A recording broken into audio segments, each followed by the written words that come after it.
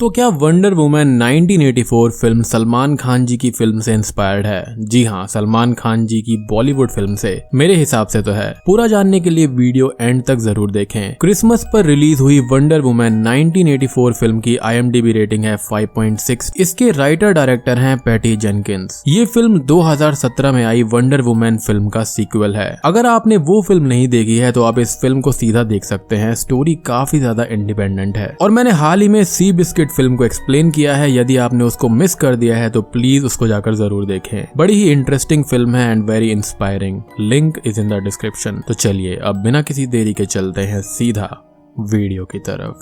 Film थेमस्केरा में open होती है जहां पर डायना अभी भी एक बच्ची होती है। वो एक अमेज़न एथलेटिक इवेंट में पार्टिसिपेट कर रही थी। वो अपने घोड़े पर सवार होकर सबसे आगे थी बट बीच रास्ते में वो घोड़े से नीचे गिर जाती है। रेस में फर्स्ट आने के लिए वो शॉर्टकट लेती है जिसको उसकी आंटी एंटायोपी नोटिस कर लेती है। फाइनली डायना रेस के एंड पॉइंट पर फर्स्ट पहुंच जाती है जहां पर एंटायोपी उसे रेस कंप्लीट करने से रोकती है। वो ये कहती है कि तुमने चीटिंग की है, शॉर्टकट लिया है। डायना की मॉम भी उसे लेक्चर देते हुए ये कहती है कि तुम अभी जीत के लिए रेडी नहीं हो, जीत झूठ से नहीं मिलती। अब कहानी 1984 में स्टार्ट होती है। कुछ गुंडे एक मॉल के ज्वेलरी शॉप को लूटने के लिए आए थे। उस ज्वेलरी शॉप के अंदर वैल्यूएबल हिस्टोरिकल आर्टिफैक्ट्स का काला बाजार होता है। ये गुंडे उसी को लूटने के लिए आए हुए थे। शॉप लूट कर जाते टाइम उनका ऑपरेशन फेल हो जाता है और मॉल में सभी लोग सिक्योरिटी को बुलाने लगते हैं। उसमें से एक गुंडा एक बच्ची को उठाकर सबको ब्लैकमेल करने लगता है। तभी डायना AKA वंडर वुमन वहां पर आकर फाइट करती है। सब गुंडों को पकड़कर पुलिस के सामने गिरा देती है और अपनी आइडेंटिटी को भी छुपा लेती है। डायना यहाँ पर चुपके से वर्ल्ड को सेव कर रही थी। यहाँ पर हम उसके वर्ल्ड वॉर 1 के फ्रेंड्स के फोटोज को भी देखते हैं जो वर्ल्ड वॉर 2 में नाजी कैंप में मारे गए थे। उसकी फ्रेंड एटा कैंडी का भी फोटो था जो ओल्ड हो गई थी। डायना वॉशिंगटन DC के स्मिथसोनियन इंस्टीट्यूट में सीनियर एंथ्रोपोलॉजिस्ट के तौर पर काम कर रही थी। वो वहाँ पर अब न्यू रिक्रूट जीमोलॉजिस्ट डॉक्टर बारबरा मिनेर्वा से मिलती है जिसे लोग हमेशा इग्नोर करते थे। उसके ड्रेस एंड पर्सनैलिटी का मजाक उड़ाते थे। बारबरा डीप सेल्फ एस्टीम से जूझ रही थी। डायना बारबरा की नई दोस्त बनती है और दोनों मिलकर FBI के लिए एक मिनरल को आइडेंटिफाई करने लगते हैं। ये मिनरल उसी ज्वेलरी हाइस्ट में था जिसे डायना ने रोका था। इस मिनरल का नाम ड्रीम स्टोन था जो अपेरेंटली लोगों की विश को पूरा करता था। डायना एंड बारबरा को ये फेक लगता है। बारबरा डायना से ये पूछती है कि यदि वो कोई विश मांगे तो वो क्या होगी। डायना इसका कोई जवाब नहीं देती पर मन ही मन में स्टीव ट्रेवर को अपने पास होने की विश करती है। रात में डायना एंड बारबरा डिनर पर जाते हैं और कुछ गॉसिप करते हैं। डिनर से वापस आते टाइम एक ड्रंक मैन बारबरा को फिजिकली हैरेस करने की कोशिश करता है जिसे डायना आकर मार गिराती है। इसे देखकर बारबरा की सेल्फ एस्टीम और कम हो जाती है। वो फौरन अपने ऑफिस जाकर ड्रीम स्टोन से डायना की तरह ब्यूटीफुल, स्ट्रॉन्ग एंड कॉन्फिडेंट होने की विश करती है। अगले दिन बारबरा के लिए दुनिया अचानक ही बदल जाती है। सब लोग उसे अटेंशन देने लगते हैं। वो फैट लूज करके फिजिकली फिट एंड ब्यूटीफुल बन जाती है। मैक्सवेल लॉर्ड नाम के ब्लैक गोल्ड कोऑपरेटिव फ्लैजिंग कंपनी का CEO अब बारबरा से मिलने आता है। वो एक फेमस टीवी पर्सनैलिटी था जिसे बारबरा पहचान जाती है। लॉर्ड इंस्टीट्यूट को तगड़ा पैसा डोनेट करने का प्रॉमिस करता है जिसकी खुशी में वो एक डिनर भी रखता है। इसी बीच वो बारबरा के ऑफिस में रखे हुए ड्रीम स्टोन को देखता है जिस पर उसकी नजर पहले से ही थी।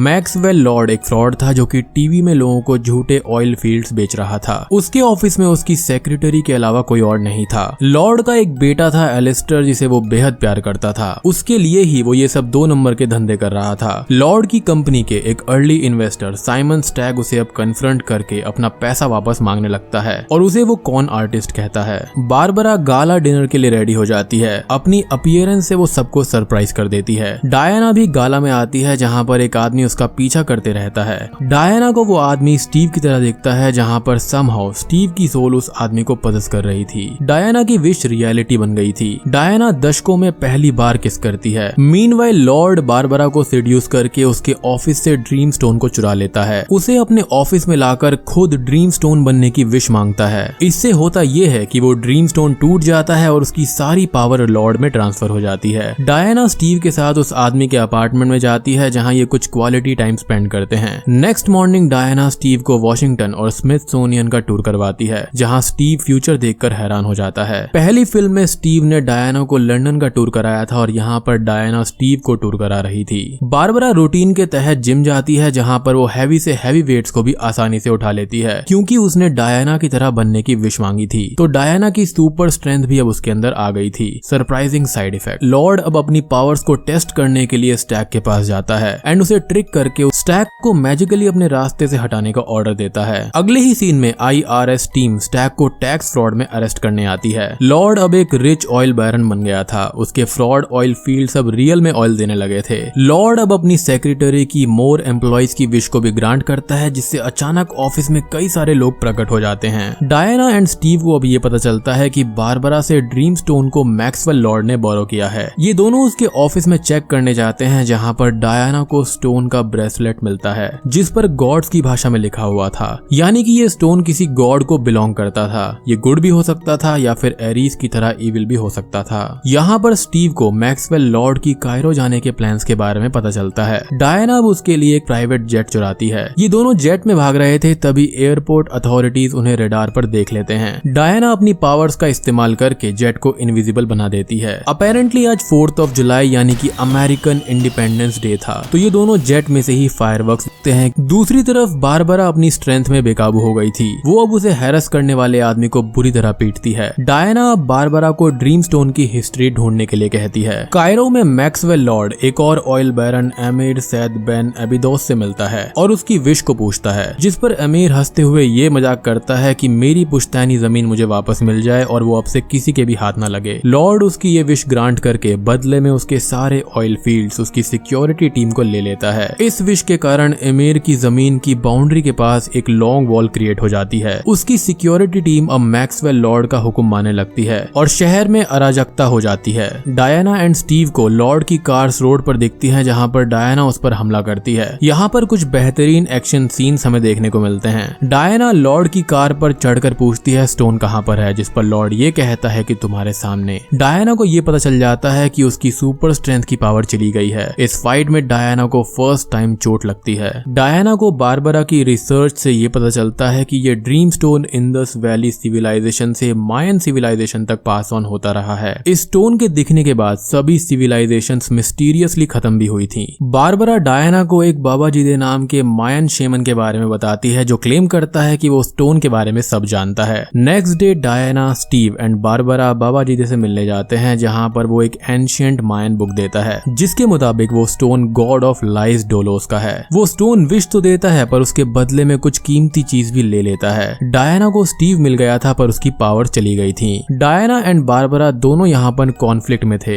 एज दोनों अपनी विश को छोड़ना नहीं चाहते थे। बुक के हिसाब से यदि स्टोन को डिस्ट्रॉय कर दिया जाए या फिर विश को छोड़ दिया जाए तो सब कुछ नॉर्मल हो जाएगा। डायना को यहाँ पर मैक्सवेल लॉर्ड की खुद को ही स्टोन बनाने वाली बात का पता भी चलता है। मैजिक विश ग्रांटिंग एबिलिटी से मैक्सवेल लॉर्ड फिजिकली कमजोर हो रहा था। स्टोन ने उसको ड्रीम स्टोन में बदल तो दिया था बट उससे उसकी हेल्थ छीन ली थी। हेल्थ के लिए अब वो दूसरों की विश ग्रांट करके उनसे हेल्थ ले रहा था। ज्यादा लोगों को विश ग्रांट करने के लिए उसे ज्यादा लोगों से हेल्थ चाहिए थी। वो कई सारे बिजनेस लोगों को विश ग्रांट करता है। वो अचानक दुनिया के आधी ऑयल फील्ड्स का मालिक बन जाता है। इससे देशों के बीच वॉर स्टार्ट हो जाती है जिसके खिलाफ अब लोग उसके ऑफिस के बाहर प्रदर्शन करने लगते हैं। स्टीव डायना से अपनी विश को छोड़ने के लिए कहता है एज इन उसके बगैर वो कमजोर थी एंड लॉर्ड को वो ऐसे रोक नहीं सकती। डायना की लाइफ में सदियों के बाद खुशियां आई थी तो वो उसे छोड़ने के मूड में नहीं थी। वो इस आइडिया को बिल्कुल मना कर देती है। तभी हम उसके घर अमेज़न की एंशिएंट क्वीन एस्टेरिया का गोल्डन आर्मर भी देखते हैं जिसे डायना स्टीव को दिखाती है। यहाँ डायना का लैसो लोगों से केवल सच्चाई नहीं बुलवाता था पर उसे दिखाता भी था। स्टीव यहाँ पर एस्टेरिया को मेन ट्राइब से फाइट करते हुए देखता है। मैक्सवेल लॉर्ड अब यूनाइटेड स्टेट के प्रेसिडेंट से मिलकर उनसे उनकी विश पूछता है। प्रेसिडेंट कहते हैं यदि मेरे पास 100 और न्यूक्लियर हेड्स होते तो मैं दुनिया में पीस ला सकता हूँ। लॉर्ड हंसते हुए उसकी विश को ग्रांट कर देता है और बदले में खुद को डिफेक्टो प्रेसिडेंट डिक्लेयर कर देता है। सभी आम लोग, ऑफिशियल्स, आर्मी सभी लोग उसे सुपर प्रेसिडेंट के तौर पर ट्रीट करने लगते हैं। प्रेसिडेंट से लॉर्ड को एक टॉप सीक्रेट सैटेलाइट प्रोग्राम के बारे में पता चलता है जो प्लेनेट में किसी भी ब्रॉडकास्टिंग सिस्टम को हैक कर सकता है। यहाँ पर लॉर्ड का प्लान ये था कि वो इसके सहारे दुनिया के सभी लोगों की विश को पूरा करके अपनी हेल्थ को इनविंसिबल बनाना चाहता था।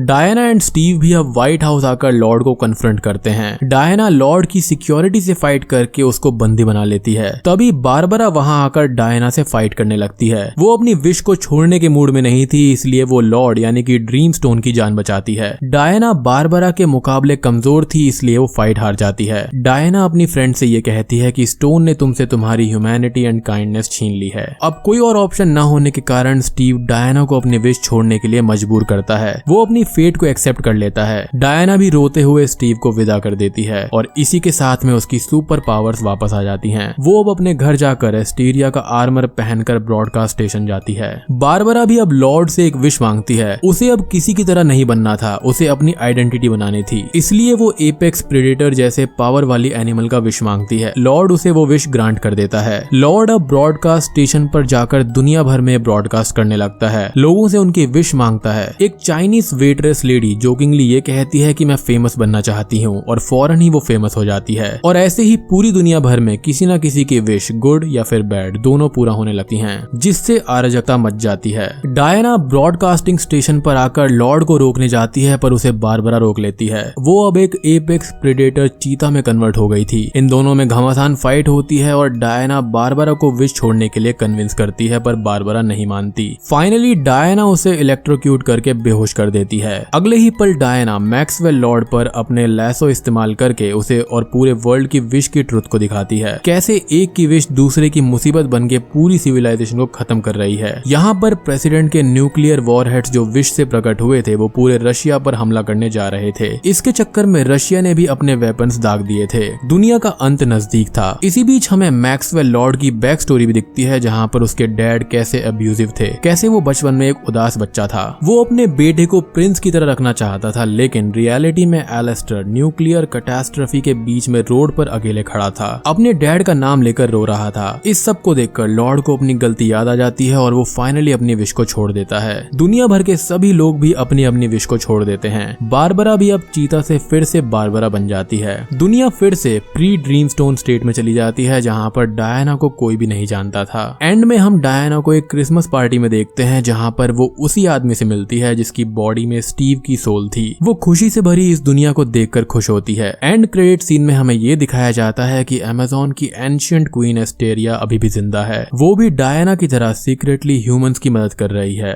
और बूम, फिल्म यहीं पर खत्म हो जाती है। तो दोस्तों ये थी फिल्म वंडर वुमन 1984 की कहानी। पहली फिल्म इससे बेहतर थी। इसमें एक्शन कम है, स्क्रिप्ट राइटिंग स्लॉपी है और ये वंडर वुमन कॉमिक बुक्स को बिल्कुल भी जस्टिफाई नहीं करती। फिल्म में न्यूक्लियर वेपन्स मैजिकली हवा में से आ रहे होते हैं, बट स्टीव की सिर्फ सोल आती है, बॉडी नहीं। ये लॉजिक समझ में नहीं आया। फिल्म में एज इफ कोई विलन ही नहीं था, यहाँ पर ग्रीड डिजायर को ही विलन कहा गया है। मुझे तो यहाँ पर मैक्सवेल लॉर्ड का कैरेक्टर सलमान खान जी की film God Tussi great हो याद दिलाता है। वहाँ पे सलमान खान के पास गॉड की पावर्स थी, जिससे वो सबकी विश को पूरा करता था और एंड में भी वहाँ पर भी एक कैटास्ट्रॉफी हुई थी, जिससे अराजकता पैदा होती है। हालांकि ये फिल्म बॉलीवुड की ओरिजिनल फिल्म नहीं थी, बल्कि ब्रूस ऑलमाइटी नाम की हॉलीवुड फिल्म की कार्बन कॉपी थी। डायरेक्टर ने इसके कॉन्सेप्ट को यहाँ पर यूज किया है, जो कॉमिक बुक से बिल्कुल ही अलग है। आप काइंड ऑफ कह सकते हैं कि ये फिल्म ब्रूस ऑलमाइटी से इंस्पायर्ड है। कई लोग तो ये तक भी कह रहे हैं कि मैक्सवेल लॉर्ड के कैरेक्टर को प्रेसिडेंट ट्रम्प की नकल उतारने के लिए बनाया गया था। दोनों टीवी पर्सनालिटीज हैं विद ईगो प्रॉब्लम्स। ये फिल्म जून 2020 में रिलीज होनी थी, बट ड्यू टू पैंडेमिक ये डिले हो गई। डायरेक्टर यहाँ पर सटल मैसेजेस दे रहे हैं। यदि आप किसी TV personality with ego problems को सेलेक्ट करोगे तो अराजकता पैदा होगी। ये फैमिली के लिए बनाई गई फिल्म है एंड थोड़ी बहुत एंटरटेनिंग है। तो वीडियो पसंद आई हो तो लाइक कर देना, चैनल पर नए हैं तो सब्सक्राइब कर दीजिए और मैं आप सबसे मिलता हूँ अगली वीडियो के साथ में।